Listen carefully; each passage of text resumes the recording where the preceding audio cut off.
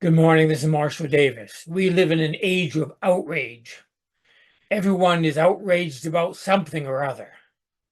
The most recent outrage is about the war in Gaza. Students on college campuses across our country and around the world are calling attention to the unending killing going on in Gaza. They see it as a disproportionate response by the Israeli government to the October 7th attacks by Hamas that killed 1,200 Israelis and captured 200 others. So students are setting up encampments on their campuses, and that's causing outrage by counter-protesters who support Israel and see the protesters as terrorist sympathizers and antisemites. University administrations see that students are breaking the rules, and they think they're threatening the reputation and the smooth operation of the college. So they're outraged at these students and they're cracking down on them harshly. Meanwhile, others are outraged at what they perceive as anti-Semitism of college administrations, which they see as bastions of woke ideology. So the cycle of outrage continues on the right and the left. Politics these days is no longer civil statesmanship. It is the politics of outrage, with each side casting the other side as a danger to our nation and our rights. Culture warriors on the right and social justice warriors on the left, both outraged at each other. We live in an age of outrage. If you're not outraged about something, then people think you don't care. And it's so easy to get caught up in the outrage, to be outraged by threats to constitutional rights and freedom, to be outraged at climate change and the destruction of our environment and species of animals, to be outraged at the callous disregard for human life and human suffering and human rights. I am not immune to these feelings and these thoughts. No one is immune. It's part of our American culture, and it seems even our world culture. Yet, when one views all of this from non-dual awareness, a shift occurs. For one thing, we see it all as a play. As important as it feels when we're immersed in it, it's not real in any ultimate sense. No more real than a novel or a film. Often this human drama feels more like a tragedy than a comedy, but it is a drama nonetheless. And as easy as it is to get wrapped up in a play or in a book or in a movie when we're viewing it, especially if we're acting in it, we really get in character.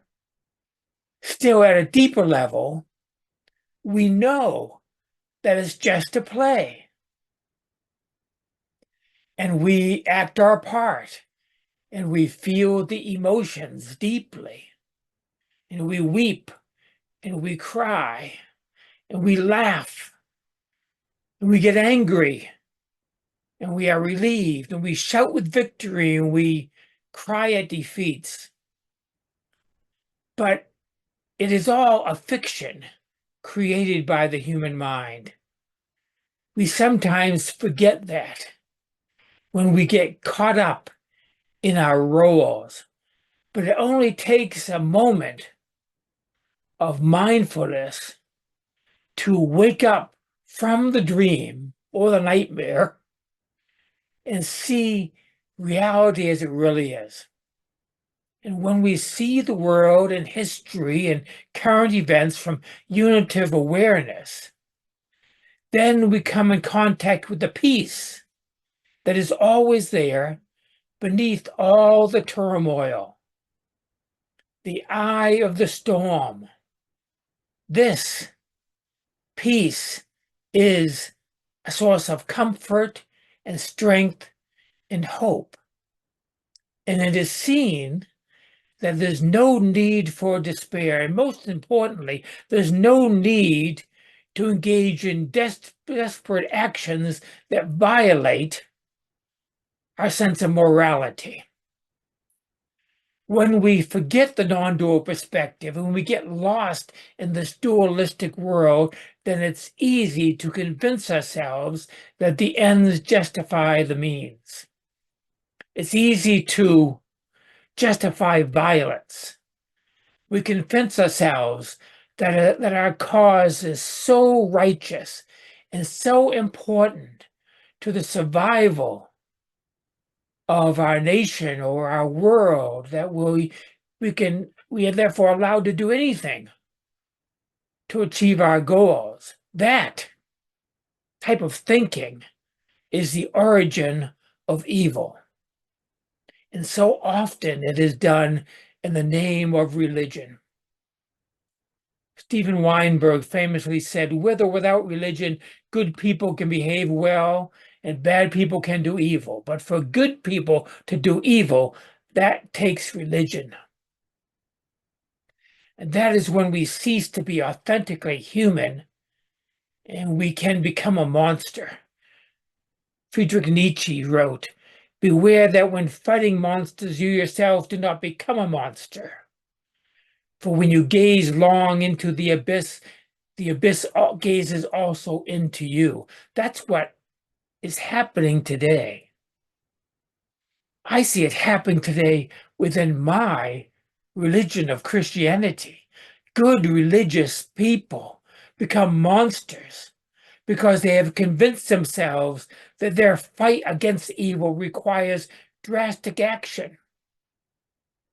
And they can't see that that drastic action is evil. They can't admit it to themselves. That's why the Bible says that the Antichrist, that famed boogeyman of apocalyptic texts, will deceive, if possible, even the elect, it says.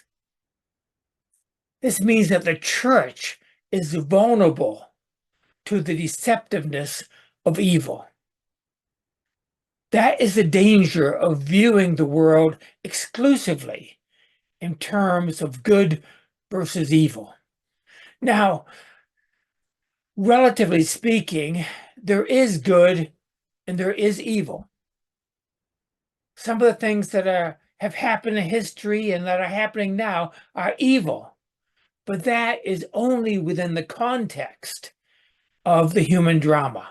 When the play is over and the curtain comes down, all the actors, both the villains and the heroes, join their hands and they bow for the applause of the audience. Those who died during the play rise again and they receive a standing ovation. This play is called Leela in Sanskrit, the cosmic drama authored by and directed by God. What I am saying is that we are part of this cosmic drama of good and evil, known as the pageant of human history. And we must play our part. We can't do otherwise. After all, the illusion of free will is just as much a part of the play as anything else. And it's fine to be passionate about what's going on, as long as you realize that our beliefs are just ideas in the mind, and they have no reality outside of the human species. Animals of this planet care nothing about political parties, or ideologies, or religions, or races, or ethnicities, or countries, or human rights, or any of the other ideas that seem so important to us, which we're willing to fight for, and kill for, and die for. And within the play, some things are worth sacrificing our life for. That is what the death of Jesus is all about. Although I'm not sure anything is worth dying for. I mean, worth killing for, even though they're worth dying for. As noble as our human ideals are, in the context of human history, they are illusory when seen in the light of eternal reality. Non-dual awareness is always aware of this deeper reality, what is real in the midst of all this stuff which is only relatively real and not ultimately real. Spiritual awakening is waking up to the ultimate reality. And once ultimate reality is seen, it cannot be unseen. Everything else is known as shadows, like in Plato's allegory of the cave. We can never go back to believing that the world of shadows is real. Just like in the movie, The Matrix, once you are unplugged, you can never go back to believing that the Matrix is the real world. That changes the way we feel and the way we act. For one thing, it gives us courage to speak and act and share our views as part of this drama. It gives us courage to act, and it gives us courage to die. That's what Jesus meant by being willing to take up the cross. We can take up the cross and follow Jesus because we know that this is just a imaginary life, that our human life, that life does not end at physical death, that what we really are does not die because it was never born. That is what the resurrection of Jesus is about. That's what it teaches. Intelligence, some call it consciousness, but I increasingly hesitate to use that word because people confuse that word with human consciousness. I'm talking about divine consciousness, cosmic consciousness. This awareness does not die because it was not born with the body, is not a product of the body. It does not die, therefore, with the body. It is eternal. This non-dual perspective on everything defangs this sense of outrage. Now, the outrage happens on occasion. We can feel our blood boil. We get angry at injustice and evil. But then we remember what we really are. And we let the emotions run their course through us like a storm front passing through. And then we see the world clearly once again in the light of non-duality. And we are no longer lost in the shadows of duality. That is how non-duality is lived in an age of outrage. And that is it for today. Grace and peace to you.